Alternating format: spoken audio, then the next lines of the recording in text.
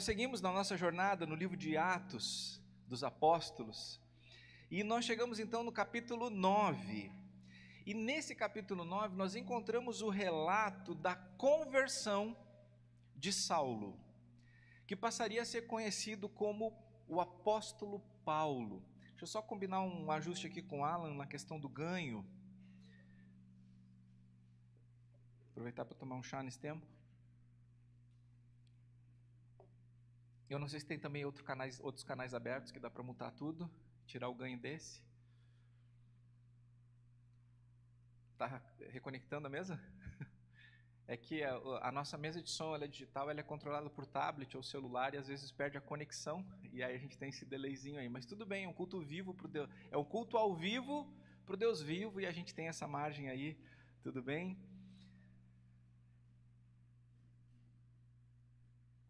Esse relato da conversão de Paulo é tão importante que a gente encontra não só uma vez em Atos. A gente encontra o relato da conversão de Saulo no capítulo 9, no capítulo 22 e no capítulo 26.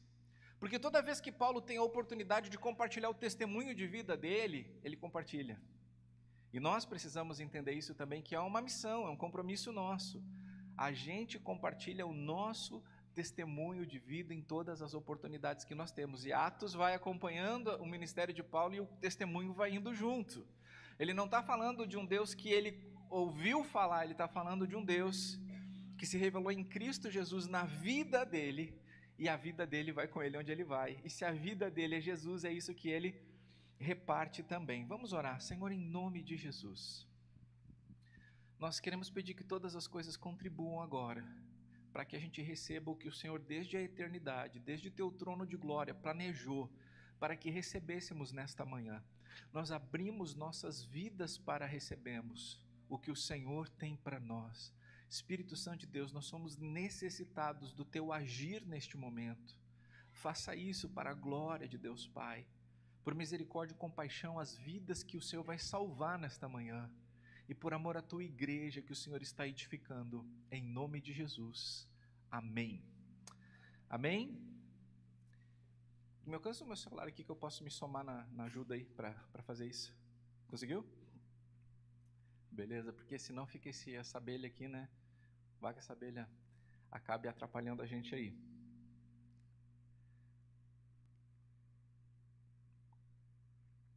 Ô, glória. Melhorando.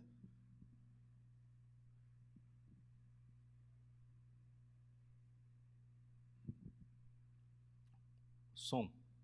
Ó, bênção de Deus. Valeu, Alan. Melhor assim? Melhor, né? Eu falei que nós vamos ver hoje no livro de Atos sobre a conversão de Paulo, mas o capítulo 9 não registra apenas ele. Quando a gente lê Saulo aqui, é o mesmo Paulo que nós estamos falando, certo? Mas não é só dele, não é só de Paulo que nós vamos ver no episódio da conversão dele, porque essa história que está ali registrada mostra que havia uma coisa em comum nas pessoas que estão relatadas nesse momento da conversão dele. E sabe o que eles têm em comum? Um desafio de enxergar as coisas como elas são. Desafio de enxergar as coisas como elas são.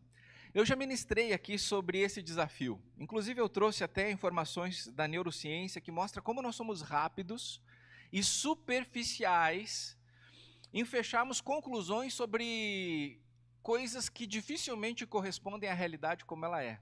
Rapidinho a gente já tem uma opinião, rapidinho a gente já está com as nossas emoções envolvidas em algo que a gente interpretou. E foi tão rápido que não deu tempo de saber como realmente as coisas são. Mas depois que a gente fecha aquela convicção, é tão difícil de mudá-la. Quando nós olharmos agora para o capítulo 9, 22 e 26 de Atos, nós vamos ver isso. As pessoas vendo as coisas de um jeito que não corresponde ao que de fato é, a como a realidade é. E nós vamos começar com a dificuldade de Paulo enxergar. Atos 9 relata, versículo 1 em diante, Saulo, respirando ainda ameaças e morte contra os discípulos do Senhor, dirigiu-se ao sumo sacerdote e lhe pediu cartas para as sinagogas de Damasco, a fim de que, caso achasse alguns que eram do caminho, tanto homens como mulheres, os levasse presos para Jerusalém. Saulo, movido por ódio, vai prendendo, arrastando, torturando cristãos. Por que ele fazia isso? Por quê? Ele era um judeu, religioso, temente a Deus, super comprometido, valores morais elevados, um homem cheio de cultura. Mas por que ele perseguia os cristãos que seguiam o caminho de Jesus? O que levava ele a, como nós vemos também em outros textos bíblicos, fazer isso, prender, torturar, participar da morte dos cristãos? E era precisamente a sua incapacidade de enxergar as coisas como elas são. Ele não estava enxergando quem os cristãos eram. Ele não estava enxergando a mensagem dos cristãos. Ele estava enxergando o que ele já estava habituado a enxergar, que aquilo era uma ameaça, porque era diferente do que ele cria, era diferente de como ele cria. Para ele, era uma blasfêmia os cristãos estarem pregando que Jesus de Nazaré era o Messias. Então isso precisava ser combatido. Isso é heresia. Como um homem que morre na cruz pode ser o Messias? Como um homem que morre pode ser o Messias? Ele não havia visto ainda o poder da ressurreição. Ele não tinha visto ainda o poder do Evangelho. Então, tudo o que ele via era o que ele já estava acostumado a ver dentro da cosmovisão limitada que ele tinha e que todos nós temos. Se nós não reconhecemos que a nossa cosmovisão é limitada, a gente simplesmente vive numa bolha, achando que o mundo é do jeito que a gente está vendo. E o mundo é muito mais do que isso. As coisas são muito diferentes daquilo que a gente já logo formou convicção. Então, como Paulo enxergava as coisas de um jeito limitado em relação aos cristãos, ele achava que ele tinha que atacar. Olha o que ele compartilha conosco em Atos 26. Na verdade, isso é ele dizendo, tá? Anos depois. Eu pensava que devia fazer muitas coisas contra o nome de Jesus, o Nazareno. E foi exatamente o que fiz em Jerusalém. Havendo eu recebido autorização dos principais sacerdotes, encerrei muitos santos na prisão. Viu o que ele está dizendo para nós? Eu achei que era isso mesmo. E se era isso mesmo, era o que eu tinha que fazer. Então, quando a nossa visão é uma visão que não enxerga a realidade, a nossa visão é uma visão comprometida, a gente se compromete com a nossa visão comprometida e vai em frente, magoando, machucando, ignorando, sendo indiferente, sendo ofensivo ou defensivo. E é por isso que esse homem está consentindo, arquitetando a morte de cristãos, está torturando eles, tentando fazer eles negarem o nome de Jesus, por causa da sua visão limitada, pelo desafio que todos nós temos de enxergar as coisas como elas são. O que Paulo não via é que não se tratava de atacar um nome, como ele diz, eu precisava combater o nome de Jesus e a pregação desse nome de Jesus. Não se tratava de atacar uma doutrina, de atacar uma religião. Ele estava atacando o próprio Senhor Jesus. E Jesus vai deixar isso bem claro para ele, Atos 9:3. Enquanto seguia pelo caminho, ao aproximar-se de Damasco, subitamente uma luz do céu brilhou ao seu redor. Ele caiu por terra, ouviu uma voz que lhe dizia: Saulo, Saulo, por que você me persegue? Ele perguntou: Senhor, quem é você? E a resposta foi: eu sou Jesus, a quem você persegue. Paulo estava perseguindo Jesus ou estava perseguindo os cristãos? Se você visse ele agindo, você diria que ele estava perseguindo quem? Jesus ou os cristãos? Os cristãos. Mas quando Jesus, de maneira resplandecente, aparece a Paulo e diz: Saulo, por que tu estás me perseguindo? A Bíblia afirma que a igreja é o corpo de Cristo. Isso não é uma metáfora. Espiritualmente é exatamente isso. Eu e você que cremos no Senhor Jesus, que fomos selados com o Espírito Santo, fomos tornados filhos de Deus, nós somos o corpo de Cristo. Nós somos o corpo de Cristo. Quando você agride qualquer parte do corpo de uma pessoa, você diz: não é pessoal, eu só não gosto da tua mão. Deixa eu bater na tua mão. Não é nada pessoal, eu só te acho feio e vou bater na tua cara. É pessoal ou não é pessoal? É, porque se você ataca qualquer parte do corpo de alguém, você está atacando este alguém. E é verdade que nós somos o corpo de Cristo, e quando o corpo de Cristo, eu e você, somos atacados, é Cristo quem está sendo atacado. Por isso Jesus diz, por isso que Jesus não diz para Saulo: Saulo, por que você está perseguindo os meus discípulos? Jesus diz: Saulo, por que tu estás me perseguindo?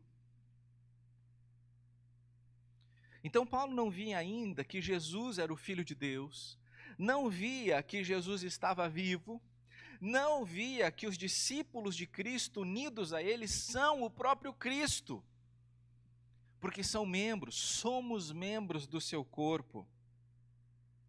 Ele não entendia isso, até que Jesus se revela para ele. O capítulo 22 registra o próprio Paulo relatando o que aconteceu em seguida. Versículo 10. Então perguntei, Senhor, o que devo fazer? Lembra a primeira pergunta?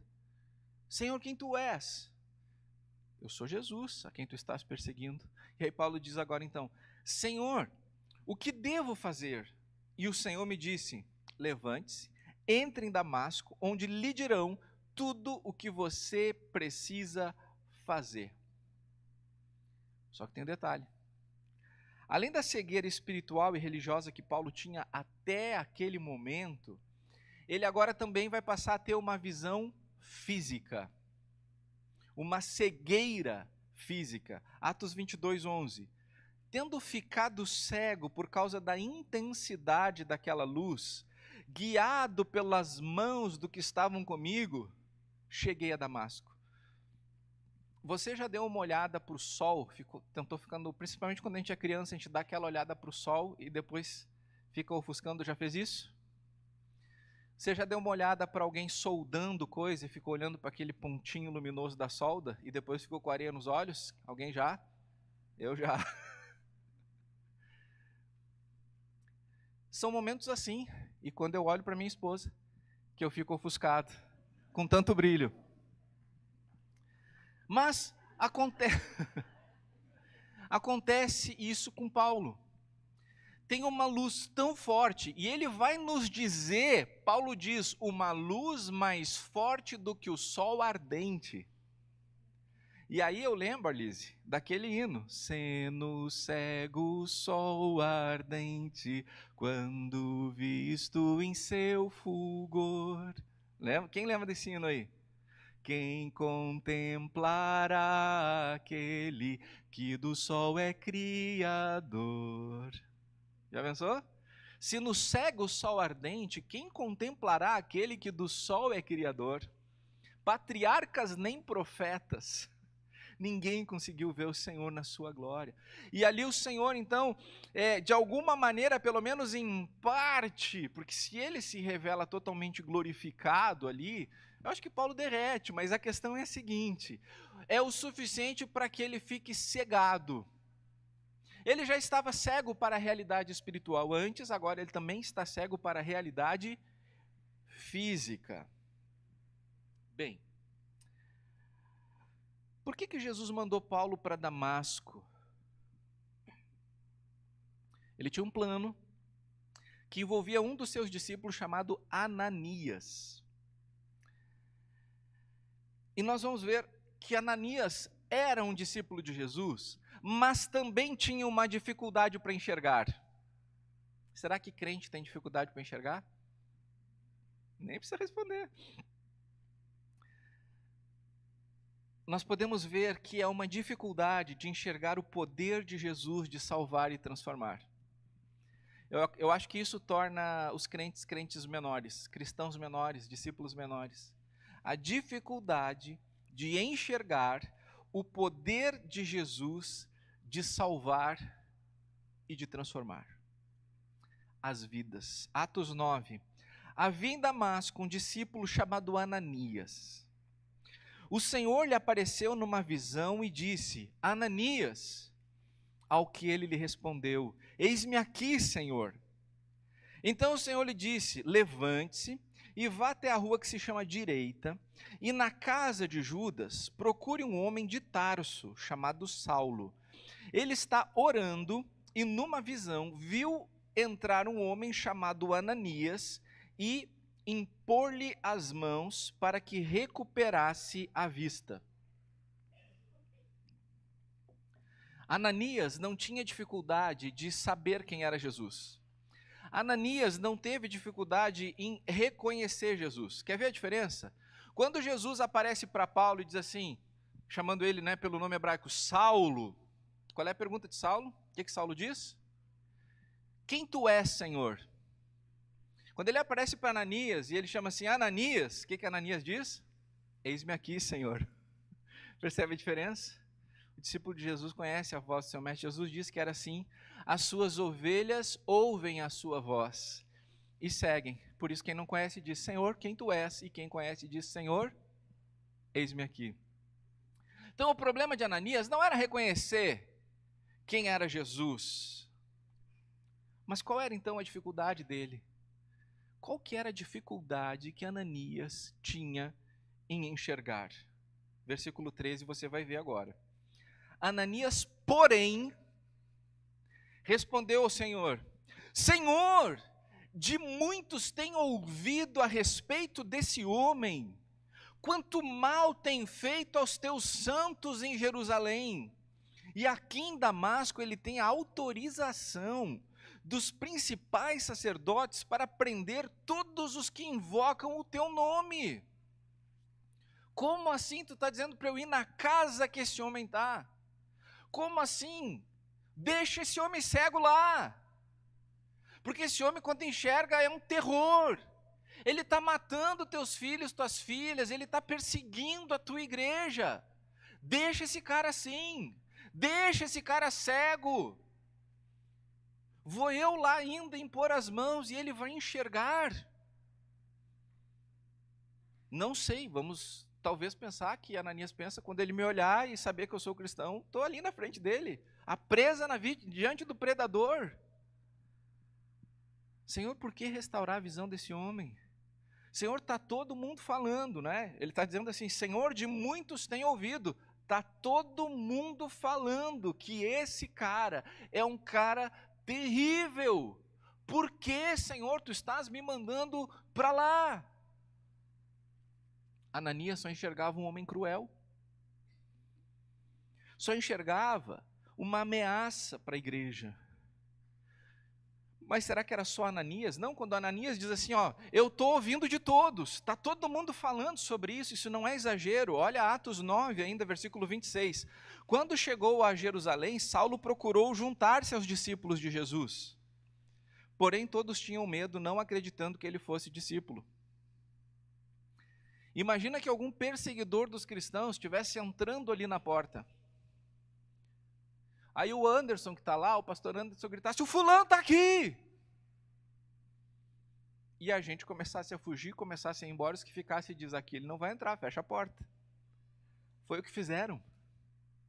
Porque a igreja de Jesus não acreditava no poder que há na igreja de Jesus. A igreja de Jesus tinha mais medo de Paulo do que confiança em Jesus. Você sabe aquela famosa história, que até hoje eu não sei se é verdade ou não, mas da igreja e do bar que ficavam um em frente do outro, você sabe essa história? Talvez saiba, mas vai lembrar. eu só não lembro, vai lembrar agora, e se você não sabe, vou contar. Tinha uma igreja, dizem que isso é verdade, eu nunca fui a fundo pesquisar, né? Uma igreja e um bailão. Então, a igreja orava para que aquele bar fechasse, porque era música alta, som alto na frente da igreja. Eu já preguei em igrejas assim, bem dentro de vila mesmo, e é assim, ruazinha apertada, a igreja está aqui. Eu me lembrei dessa situação, e ali do outro lado um bar com música alta, assim, e altas confusões. E a igreja já disse, fecha esse bar, fecha esse bar, fecha esse bar. E um dia esse bar pegou fogo. Pegou fogo. E o proprietário do bar processou a igreja. Porque a igreja queria que aquilo fechasse, então só podia ser coisa da igreja que estava orando. E a igreja disse, não, a gente não fez nada, a gente só orou.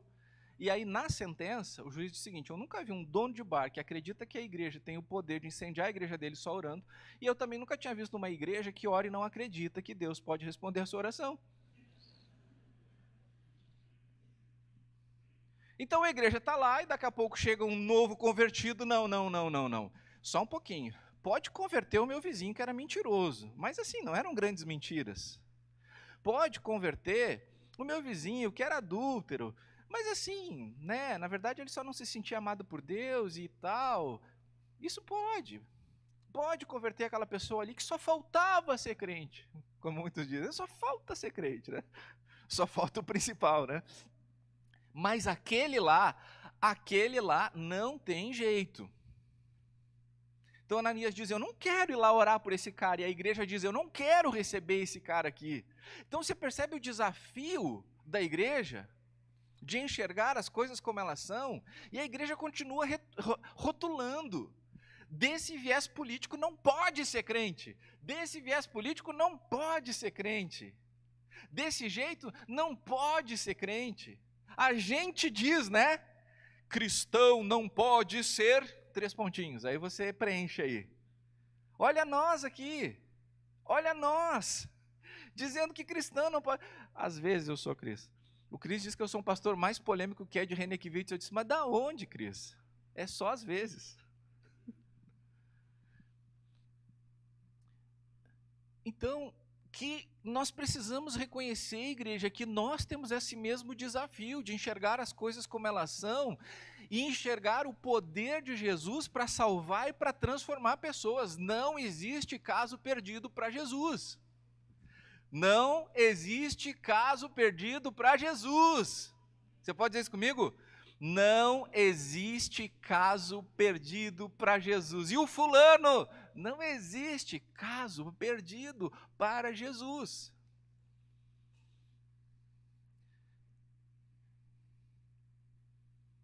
Não existe. O que existe é a nossa dificuldade em enxergar esse poder.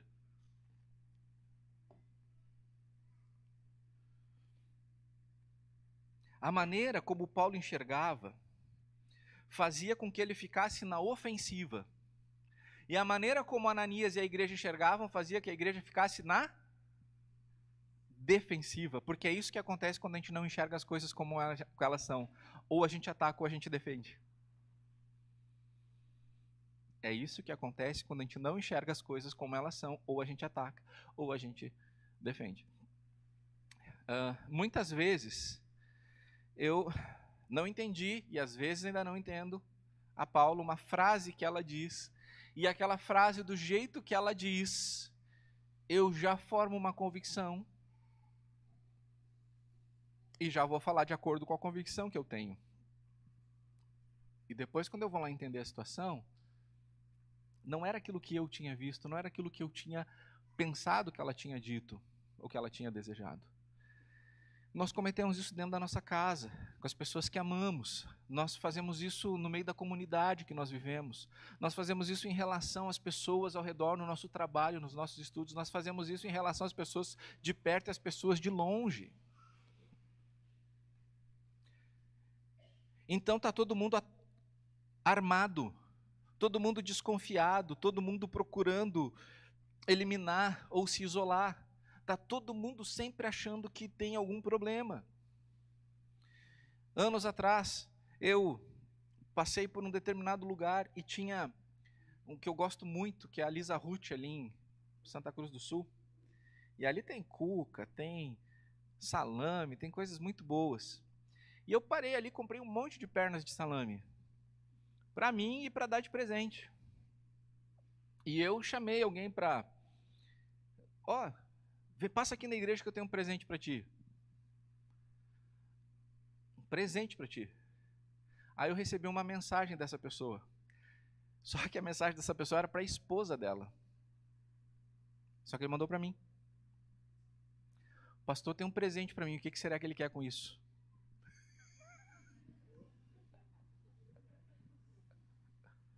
O que será que eu quero com isso? Sei lá, eu quero que tu entregue a tua vida para mim por um salame. Eu quero que tu sirva Jesus por um salame. Quero que tu seja um dizimista por causa do salame. O que será que eu vou querer para a vida da pessoa? Né? Então, o que será que eu quero? Gente, se eu te der um presente, eu te dei.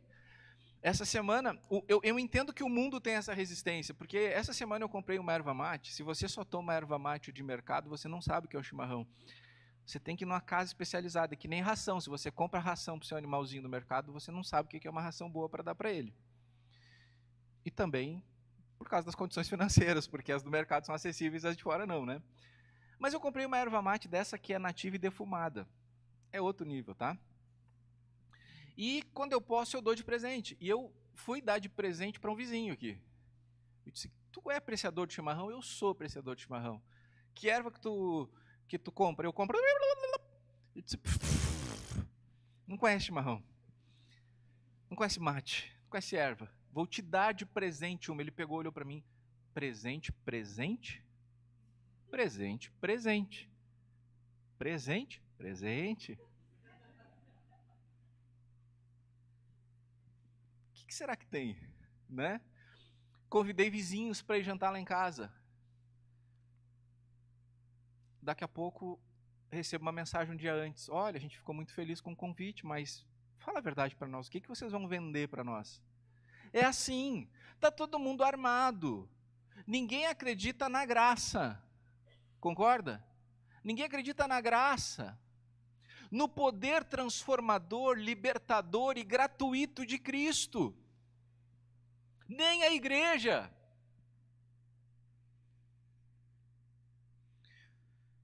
Esse é o mal de muitos crentes, não acreditar no poder de Jesus de salvar e transformar. Talvez você tenha pessoas ao seu redor que você já deu como causa perdida. Você olha para essa ou essas pessoas e não consegue ver nada mais do que ameaça. Você olha para ela e não consegue ver nada além de problema. Você não consegue ver nada além de uma desconfiança. E você pensa, não tem mais solução, já tem 30 anos, já tem 40 anos, já tem 50 anos, já tem 60 anos, não tem mais solução. Ananias pensava assim, a igreja pensava assim, mas tem, não há caso perdido para Jesus. Deixa eu dizer, um verdadeiro encontro com Jesus pode mudar tudo. Um encontro verdadeiro com Jesus pode mudar tudo. Eu não estou dizendo se tornar membro de igreja ou se tornar cristão, ou seja, participante do cristianismo. Eu estou dizendo ter um encontro verdadeiro com Jesus, no qual você foi salvo, entregou sua vida para Ele e você é dirigido pelo Espírito Santo. Quando essa pessoa vive esse relacionamento, as coisas vão mudar. De 20 anos para cá que passou-se a falar de uma coisa que seria um absurdo anos atrás. Lembra que antes falava assim, que religião tu é? Eu sou católico não praticante. Era comum isso, né? Católico não praticante. Você sabia que no censo agora já tem o evangélico não praticante? Evangélico não praticante. Então não é desses que eu estou falando. Eu estou falando que quando uma pessoa encontra verdadeiramente Jesus, as coisas mudam. Então desista de mudar a pessoa, mas não desista da pessoa. Desista de mudar a pessoa, mas não desista da pessoa. Ore por ela, compartilhe o evangelho com ela. Você não tem que convencer ela de nada, porque é o Espírito Santo que faz. Você só abre a boca e o Espírito Santo vai lá dentro, na hora certa, e faz a obra. Só tem que lançar semente. A gente se acha responsável por plantar, por regar, por fazer crescer, por fazer frutificar. Não! Você somos semeadores. A gente rega em oração, em cuidado e amor, mas é Deus que dá o crescimento. Então, se a pessoa resiste à palavra por enquanto, compartilhe a vida, compartilhe o amor que vem de Cristo e constrange. A pessoa primeiro precisa aceitar você para depois aceitar o seu Deus. Então você vive a vida que você pode dizer assim, ó, viva como eu vivo, seja meu imitador. A pessoa olha assim, olha, a teoria do que tu queria é muito bonita, mas eu olho a tua vida, só vejo desespero, só vejo desgraça, só vejo confusão. Então às vezes o problema não é com o teu Deus, às vezes o problema é contigo. Às vezes o problema é comigo.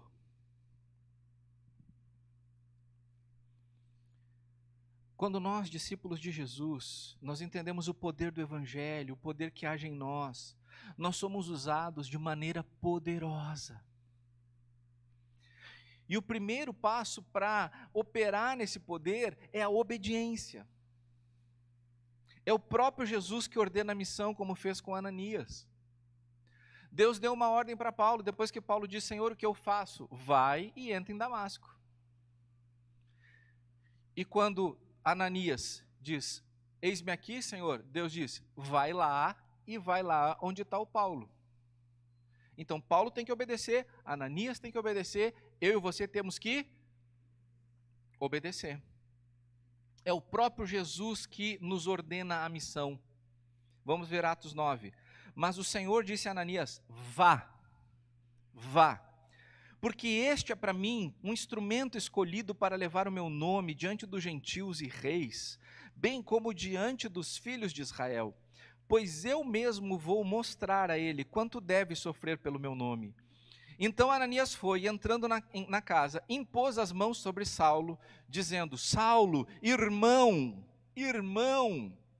o Senhor Jesus, que apareceu a você no caminho para cá, me enviou para que você volte a ver e fique cheio do Espírito Santo. Pode deixar na tela, Charlene, por favor. Sabe que humanamente, assim, dentro de mim, aquela vozinha carnal disse assim, eu sei porque que Ananias foi. Porque Jesus disse assim, vai lá, ora por ele, porque eu vou fazer ele sofrer pelo meu nome. Então ele vai experimentar o que a gente está experimentando. Então ele vai experimentar o que ele está fazendo em nós. Então ele vai provar do próprio veneno. Mas isso é o velho homem gritando aqui dentro, porque a gente sempre quer ser movido por vingança e um justiçamento. Eu creio que Ananias obedeceu, mesmo contra a sua vontade. Ele obedeceu e é disso que se trata. Vá. Eu escolhi ele e eu vou usar ele. E talvez por graça e bondade, para não estremecer a fé de Ananias, é que o Senhor diz, ele também vai passar por tudo que a minha igreja está passando. Eu não estou trazendo ele como um premium, um discípulo premium, né? Não, ele vai ser um de vocês. E eu acho que isso acalma o coração de Ananias, porque Ananias chega lá e diz assim, irmão,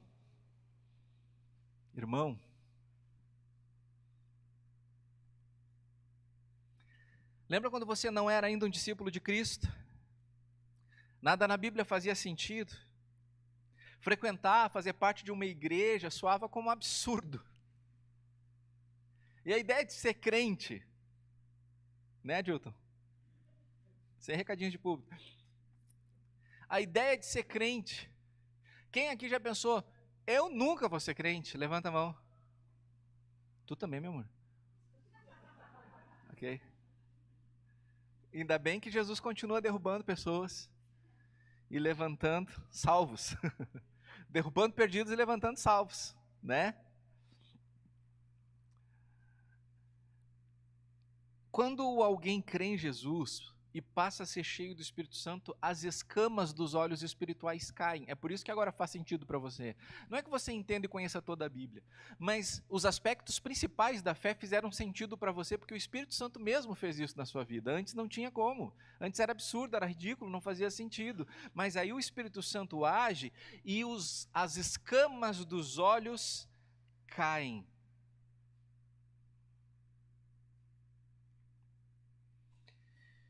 Aconteceu isso com Paulo, e de agora em diante, os seus olhos físicos voltam a enxergar e os seus olhos espirituais voltam seus olhos físicos voltam a enxergar e os seus olhos espirituais pela primeira vez vão enxergar a realidade como ela é. Porque o Espírito Santo agiu. Quando Ananias impõe as mãos e ora sobre Saulo, a palavra de Deus diz que caíram escamas físicas dos olhos de Paulo. Caíram. Daqui a pouco a gente já vai chegar nesse versículo, mas isso aconteceu também nos seus olhos espirituais. Agora tem outra coisa que é importante nós reconhecermos como um desafio. O desafio para os cristãos também enxergarem o que é a igreja. O que é a igreja? A igreja é esse prédio? Eu vou lá na igreja. A igreja é o programa, é o rito, é a liturgia. A igreja é o conjunto dos seus ministérios. A igreja é o seu pastor. Eu sou do ministério do pastor fulano de tal. O que é a igreja? Nós vamos juntar 2 versículos de Atos 9, 1 e o 5. Saulo, respirando ainda ameaças de morte contra os discípulos do Senhor, dirigiu-se ao sumo sacerdote. 5. Ele perguntou: Senhor, quem é você? E a resposta foi: eu sou Jesus, a quem você persegue. Nós já tínhamos olhado ali atrás que Saulo, ao perseguir os discípulos, estava perseguindo quem? Jesus. Mas não é só Saulo que tinha que ver isso e saber disso, é eu e você. Eu e você somos o corpo de Cristo, e eu volto a enfatizar isso. Nós somos a igreja. A igreja somos nós, ligados a Cristo que nos chamou para sermos dele. Quero que você entenda isso. A igreja somos nós, ligados a Cristo que nos chamou para sermos dele. Na Escola Bíblica da Comunhão, nas quartas-feiras, nós estamos nesse semestre estudando sobre a igreja. E uma das coisas que nós vimos é que a palavra igreja vem de eclésia, ou eclesia. E que, sabe o que significa isso? Eclésia significa o conjunto de indivíduos que foram chamados de dentro do seu lar para fora de seus lares para compor uma assembleia. Isso é igreja, isso é eclésia. Indivíduos que foram chamados do seu individualismo para compor um coletivo, para sair do individualismo para compor uma comunidade. E essa comunidade, ela é formada quando nós decidimos então deixar o nosso eu para ser o nós. E esse nós deixa de ser uma simples assembleia, porque eclésia era para os cidadãos gregos. A eclésia pura e simples, ela deixa de ser uma mera assembleia de pessoas que foram chamadas de dentro dos seus lares para comporem aquele momento, para ser igreja de Cristo, quando nós estamos então ligados ao Senhor Jesus. Então nós somos a igreja. Não é assim, eu tenho que ofertar para a igreja. Como se a igreja fosse uma coisa ou outra. Coitada da igreja, não tem condições financeiras no momento, é um desafio. E é um desafio mesmo, né? Eu reparti com a igreja que eu estou trabalhando com a luz apagada na minha sala até que a gente saia do vermelho. Então eu venho aqui, quando eu preciso, eu coloco a minha mesa no corredor e fico ali no corredor. E aí quando eu não preciso, né, só olhar para o computador, eu volto para a minha caverna no escuro. E até vou fazer um parênteses aqui, eu fui numa igreja muito maior do que a nossa, 3.000 membros, e o pastor disse assim: igreja, chegou o momento dos dízimos e oferta, e nós estamos no vermelho, quase que eu gritei: glória a Deus! Porque eu pensei, não é só lá. Depois eu liguei para esse pastor e disse assim: olha só, Quando tu falou lá sobre você estar no vermelho, é literal ou era... É literal, Davi, nós estamos no vermelho nesse momento, há 4 meses, estamos num momento assim, assim, assado. Eu disse assim, olha só, eu não me alegro por vocês estarem no vermelho, mas eu me alegro por saber que não é só nós lá em Caxias do Sul, que é um desafio hoje da cristandade, né? A fidelidade nos dízimos, a generosidade nas ofertas e também consequências da economia. Ok. Mas a questão, meus irmãos, é a seguinte: a igreja somos nós. Não é assim, olha lá, eles estão precisando de alguma coisa. Não. É nós. É para nós. É por nós, quem nós somos em Cristo. Quando Jesus olha para você, que é um discípulo dele, ele vê a si mesmo. Quando Deus olha para você, ele vê a imagem do seu filho dentro de você. Quando Jesus olha para você, ele vê a ele mesmo. Porque agora nós somos parte dele. Eu não estou me referindo à correspondência de natureza, porque ele é Deus. Mas a união que ele tornou possível nele mesmo, da gente com ele. Mas o Filho de Deus que veio a esse mundo em uma missão de resgate, essa missão de resgate não foi nos tirar do inferno e nos levar para o céu, foi nos tirar do inferno e nos trazer para ele mesmo.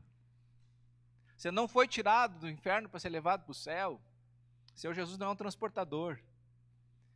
Ele é Deus e vida, que quer ser repartida, entregue, compartilhada. Então ele tira a gente do inferno e leva para ele mesmo. Por isso que nós podemos dizer e devemos dizer, nós somos igreja. Podemos pensar e ver, nós somos igreja. E já caminhando para o final, eu quero repartir agora sobre uma impossibilidade. Tudo que eu mostrei agora era dificuldade, desafio.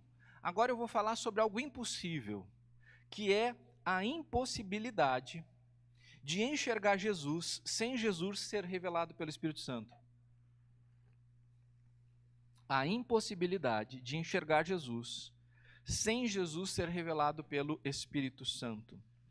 A salvação da alma humana é um processo individual e ocorre em um nível profundo espiritual. Não é apenas uma coisa na mente. Não é uma coisa da mente. Sabe, eu comecei a caminhar com alguém que em determinado momento da vida tinha um forte ateísmo. E o que eu expliquei para a pessoa é, tu só precisa ouvir o que eu tenho a dizer. Tu não tem que concordar, tu não tem nem que entender nesse momento, tu não tem nem que te esforçar para entender. Tu só tem que ouvir o que eu tenho a dizer.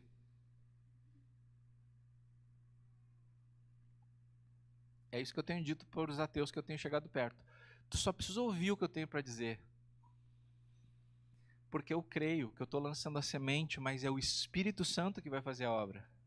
Mas eles fazem tantas perguntas, eles querem saber tantas coisas, eu tenho medo de me perder. Não te preocupa, só fala, só reparte. Porque antes da hora ninguém vai ser salvo, e depois da hora ninguém vai ser salvo. A pessoa vai ser salva exatamente na hora que Deus tem para ela. Antes é impossível, depois é impossível, e você é só um instrumento. Você é o alto-falante, mas não é você que produz a música. Eu e você somos a lâmpada, mas não somos nós que geramos a energia. Somente quando Jesus se revela a ele, a Paulo, como Senhor, Deus Salvador, é que Paulo vê, crê e dá os próximos passos. Por isso, creia no poder da semente do Evangelho. Atos 9:18. Imediatamente caíram dos olhos de Saulo umas coisas parecidas como escamas. Eu acho que essa aqui foi a primeira lente de contato, só que ela era preta, né? Não era translúcida. Então caem como que escamas. Eu acho que se a Bíblia fosse escrita hoje, seria assim, como que lente de contato, porém que não dá para ver. Caem dos olhos de Saulo estas escamas que o impediam de ver fisicamente, mas isso também representa que isso está acontecendo espiritualmente. E ele voltou a ver.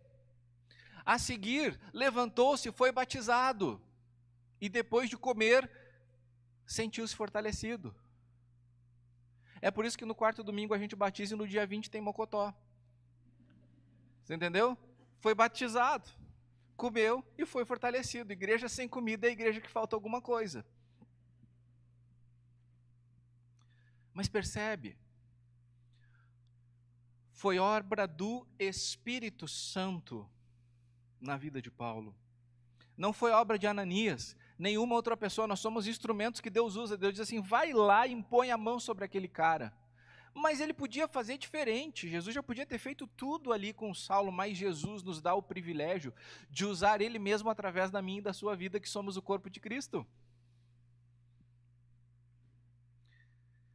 Agora, cá entre nós, alguém poderia dizer o seguinte, tá, tudo bem, nada faz sentido para mim, mas se um dia Jesus aparecesse brilhando para mim com uma voz chamando meu nome, aí eu ia, né?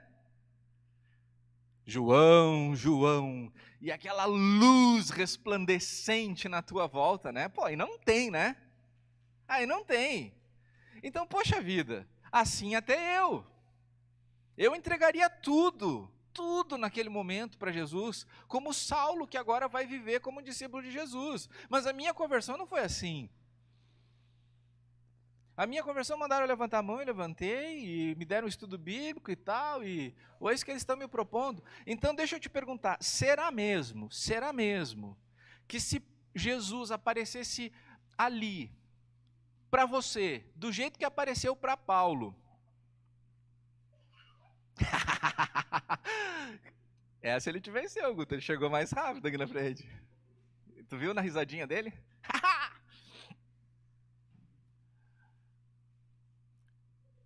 Senhor, aparece com tua luz lá para o fulano, ele é muito difícil. Aquele cara não vai se converter, Senhor, mas se tu fizer, não precisa nem fazer comigo, Senhor, porque eu já sou salvo.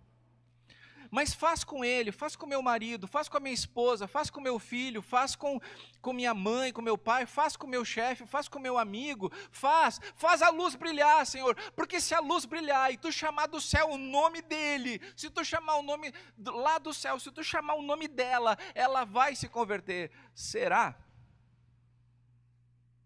Acertou, miserável? Não, quer ver uma coisa? Olha o que Paulo conta para nós em Atos 22. Ele não estava sozinho. Tinha pessoas com ele nessa viagem. No 22 ele conta assim para nós, versículo 9. Os que estavam comigo viram a luz, sem contudo perceber o sentido da voz de quem falava comigo. Percebeu o que aconteceu aqui? Eles viram a luz, eles ouviram a voz, mas eles não entenderam nada, porque aquele não era o momento da salvação deles. A salvação é individual, tem um momento em cada vida. Então pode o céu se abrir diante da pessoa, se não for a hora, não vai acontecer. Estevão estava sendo apedrejado, ele viu os céus abertos e ninguém mais viu. Viram que o rosto dele parecia um anjo, e mesmo assim, lembra que eu já ministrei aqui algumas semanas atrás? O rosto do cara estava como um anjo, e ele estava apedrejando ele. Então não adianta. Talvez você pense assim, tá, tem esses crentes da minha família chato, e ficam me falando, e vai na igreja, e ora, e lê a Bíblia, e tu tem que ser salvo, meus parentes, meus amigos, meus colegas, isso não faz sentido para mim. Calma, a tua hora vai chegar. Quer ter, tá guardado. Vai ter momento de luz na tua vida. Se você está aqui hoje, ou se você está aí conectado com a gente, ou se você está assistindo essa gravação em outro momento, se você está ouvindo isso, deixa eu dizer, já começou alguma coisa na tua vida e a tua hora vai chegar em nome de Jesus. Só que não vai ser antes, e não vai ser depois, vai ser na hora. Então não adianta você tentar empurrar a salvação goela abaixo, nem que você peça para um anjo vir, nem que você peça para a própria luz resplandecente de Cristo aparecer para a pessoa, nem mesmo a pessoa ouvindo, porque ali a voz que era ouvida dizia o seguinte: Saulo, Saulo, não dizia João, João, não dizia Pedro, Pedro, não dizia Antônio, Antônio, não dizia Maria, Maria, não dizia Gabriela, Gabriela, dizia Saulo, Saulo. Então chega o momento que a tua voz, o teu nome é chamado, e fica claro, e pode ser audível? Pode, normalmente não é, normalmente é lá no coração, que a gente entende aquela correspondência, aquela sintonia com os céus, porque nós cremos em Jesus de um jeito que até então nós nunca tínhamos crido antes. Meu desejo é que esse seja um dia de luz na sua vida. Que seja o dia que a luz de Jesus brilhe para você e que agora seja a hora que Jesus chame o seu nome.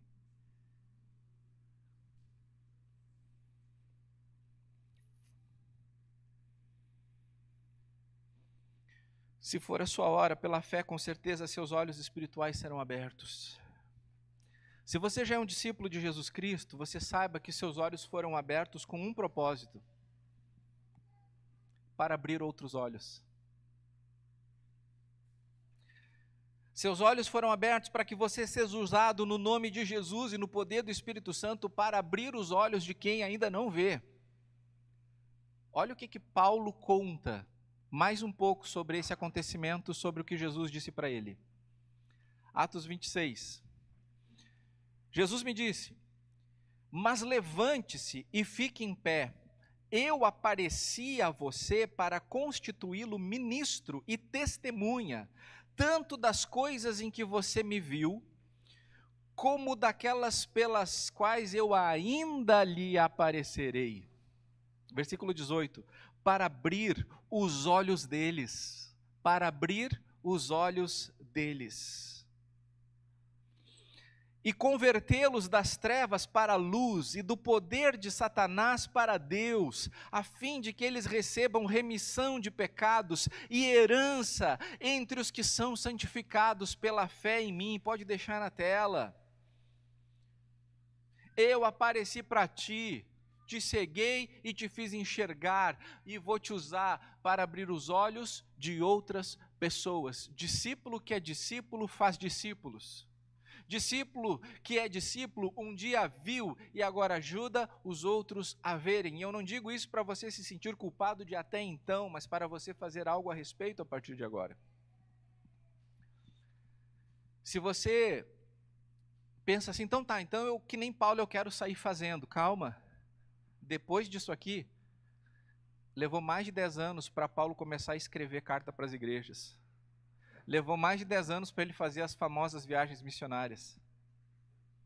Tem um processo. Não estou dizendo que daqui a 10 anos você vai dizer eis-me aqui para o Senhor, porque Paulo vai ter que dizer eis-me aqui naquele momento. Mas existe um processo na vida em que a igreja capacita, em que a igreja prepara. Mas nós precisamos saber que os não crentes não conseguem ver. Mesmo que o não crente não saiba, ele não consegue ver, porque até o momento de ver, existe uma mão sobre seus olhos. Esta mão é a mão de Satanás. Olha só o que esse mesmo Paulo vai escrever anos depois, 2 Coríntios 4.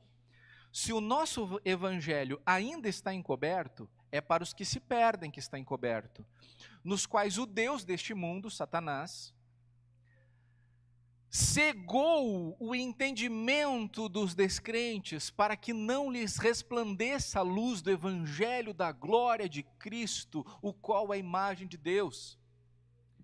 Tem a mão de Satanás ali nos olhos espirituais de toda pessoa que ainda não entregou sua vida para Cristo. Ah, mas ele não fez um pacto com o diabo, ela não fez um pacto, não precisa. Esse mundo jaz no maligno. Se não é de Jesus, é do diabo. Pode não ser satanista, mas é propriedade de Satanás, porque é isso que o pecado faz. Ele nos afastou de Deus. Enquanto nós não recebemos a cura do pecado, que é a salvação em Cristo Jesus, é lá que a humanidade está. Então tem uma mão na frente dessa pessoa que ainda não se converteu, que resiste, e é contra essa mão que você tem que lutar nas regiões celestiais. A nossa luta não é contra carne e sangue, é contra os principados e potestades nas regiões celestiais. É lá que a gente clama pela salvação do nosso marido, da nossa esposa, dos nossos filhos, dos nossos pais, dos nossos irmãos, dos nossos vizinhos, dos nossos amigos. É lá. Se você viu uma luz piscando hoje aqui, é porque Deus quer falar com você. Se parece que a luz apagou agora.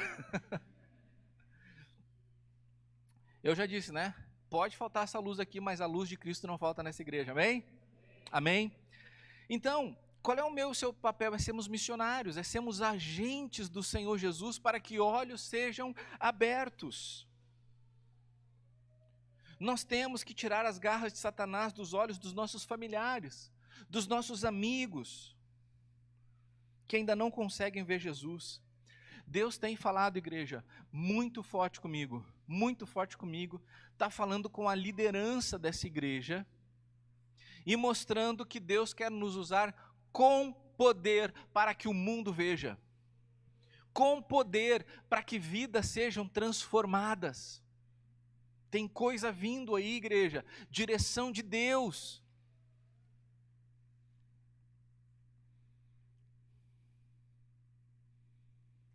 Deus tem mostrado que quer nos usar de forma poderosa, a cada um de nós e todos nós juntos.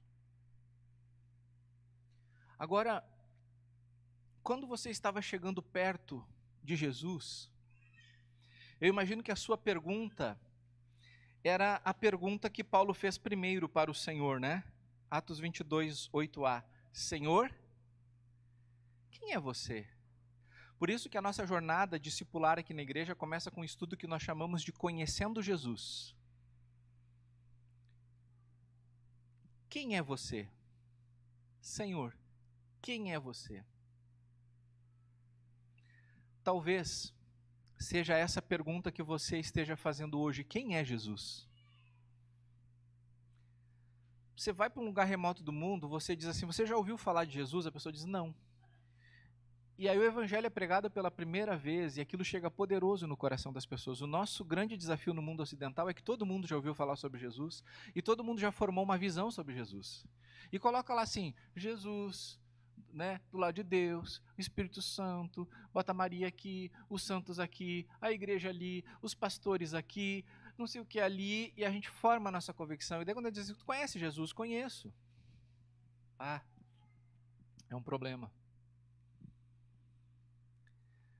Porque quando a gente conhece realmente Jesus, a gente chega na segunda pergunta, e pode deixar na tela, Charlene.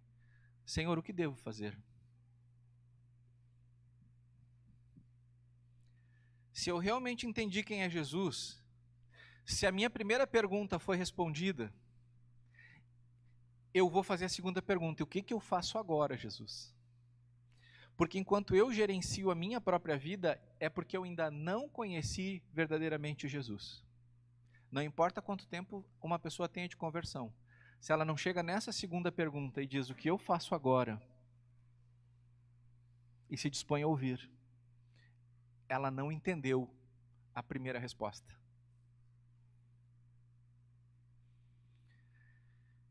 E eu tenho certeza que essa pergunta aqui, de alguma maneira, ela pode ou está sendo feita por todo mundo aqui.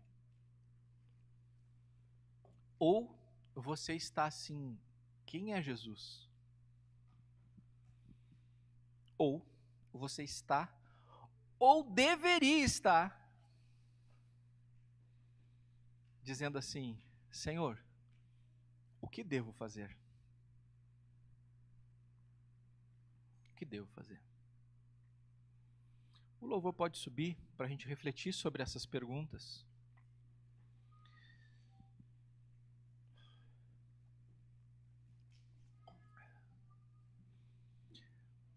Se hoje você tem despertado de um jeito diferente no seu coração o desejo de conhecer Jesus, eu quero repartir com você, ou eu pessoalmente, ou alguém dessa igreja, dependendo dos dias e horários, estamos dispostos a levar você até essa resposta. Quem é Jesus? Senhor, quem tu és? Agora, igreja, comunhão, você que já é um discípulo de Jesus, eu gostaria, em nome de Jesus, de convidar todos os membros dessa igreja a dizer para o Senhor, Senhor, o que devo fazer? Essa semana, na reunião da equipe ministerial, eu disse, igreja, tem algo novo. Liderança, tem algo novo.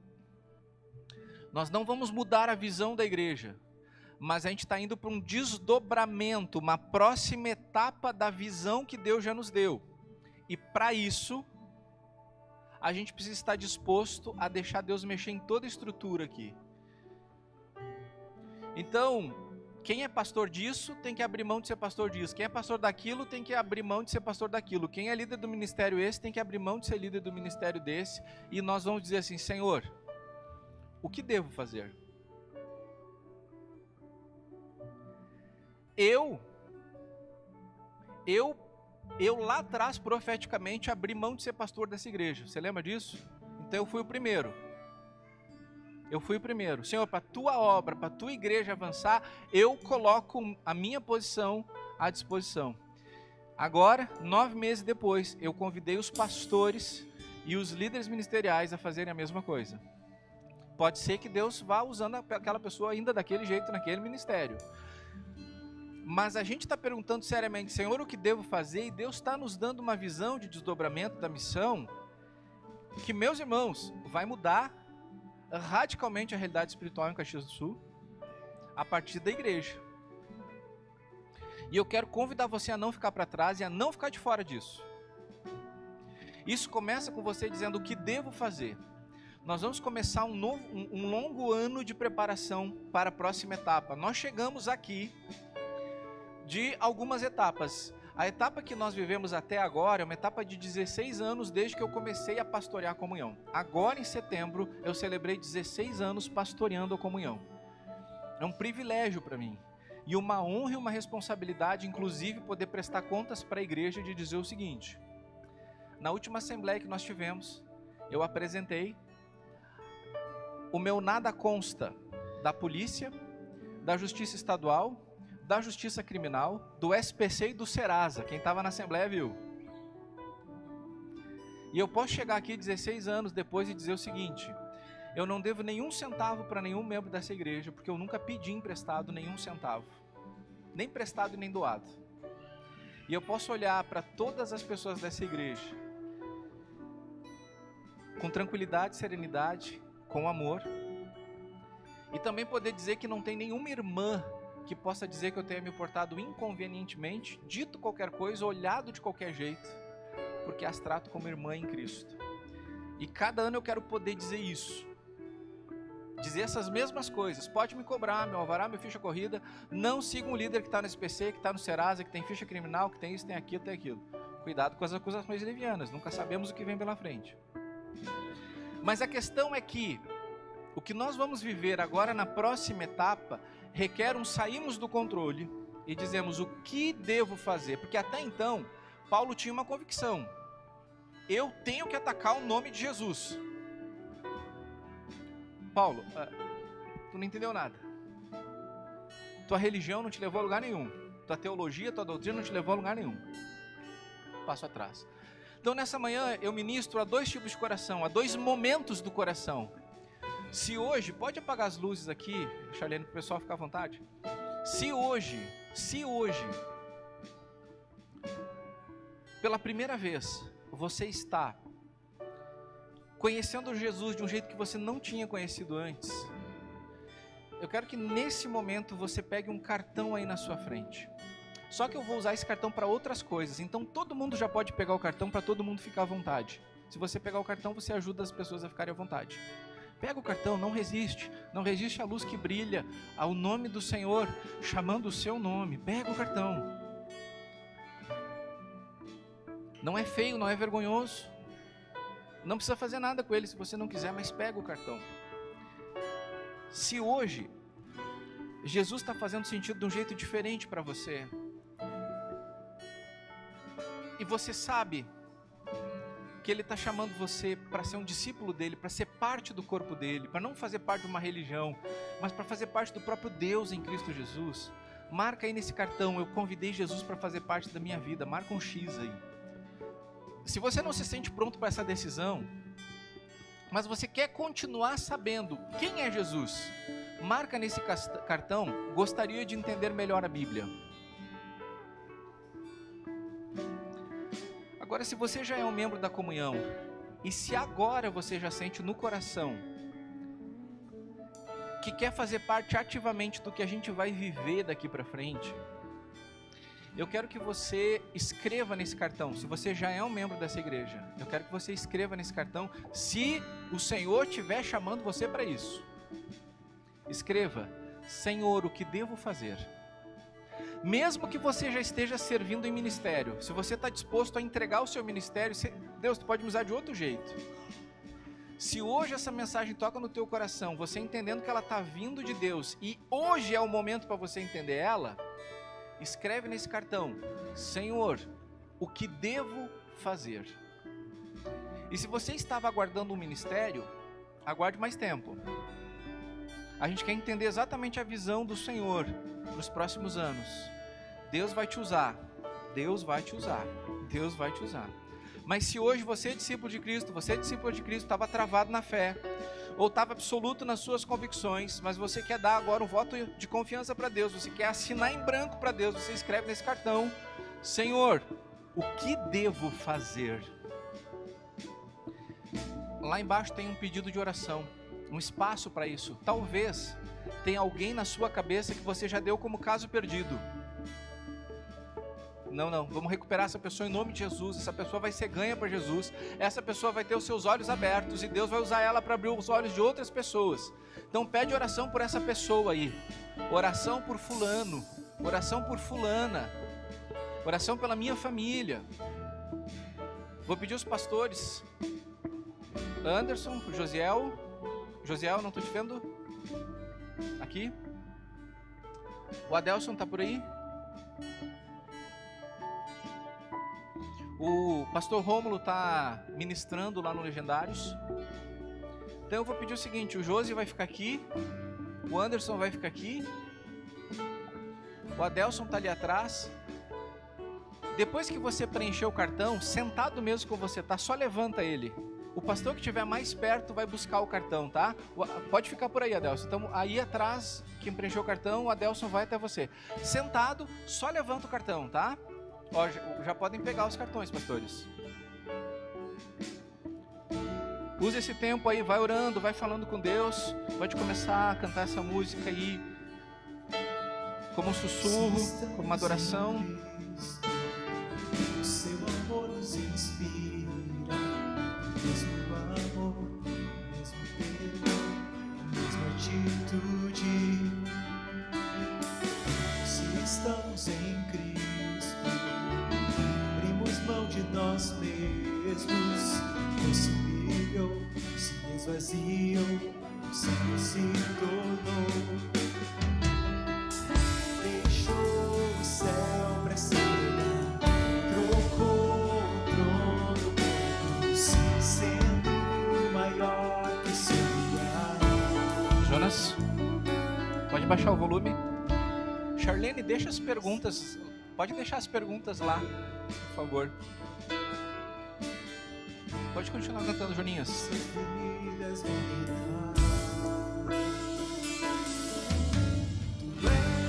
Hoje é um dia de colheita, de semeadura e de colheita.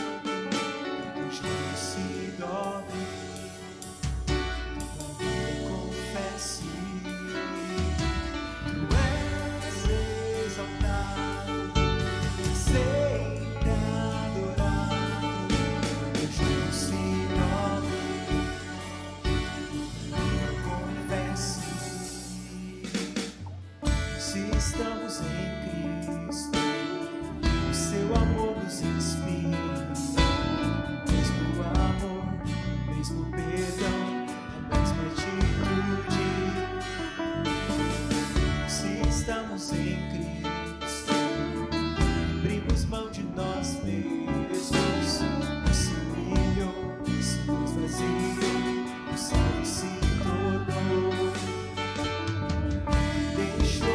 O céu vai ser, trocou o trono por cruz, sendo maior que seu lugar.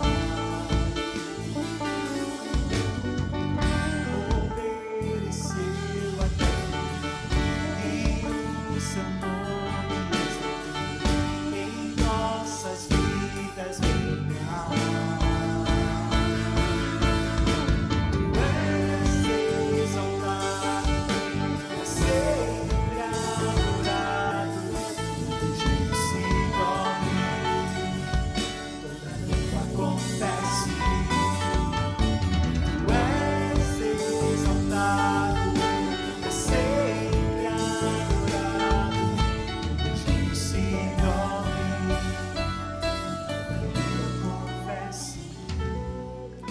Senhor Jesus, nós temos jejuado pelo Teu agir neste domingo, e agora nós queremos Te agradecer por responderes as nossas orações, na qual nós estamos apresentando o nosso desejo de nos unirmos à Tua missão. Então nós Te louvamos pelas vidas que o Senhor salvou nessa manhã, pela igreja que o Senhor edificou nesta manhã. Espírito Santo, sei que sou um instrumento do Senhor, mas um instrumento falho. Então naquilo que de mim atrapalhou algo nesta manhã, quero pedir por Tua graça e bondade, vai além, continua repercutindo, continua ecoando nos corações, continua falando a partir de cada texto bíblico ministrado aqui, e que a salvação chegue em quem precisa ser salvo, que a voz de comando para os Teus discípulos seja clara, discernível, compreensível, e que a gente diga sim para Jesus, em nome de quem nós oramos, amém. Eu louvo a Deus pela sua tolerância de hoje. Ficamos um tempo maior aqui, mas era uma palavra importante para a igreja repartir. Se você não terminou o cartão, termina e deixa numa caixinha que tem lá em cima daquele balcão. Tenha uma semana abençoada e abençoadora em nome de Jesus, que seus olhos vejam.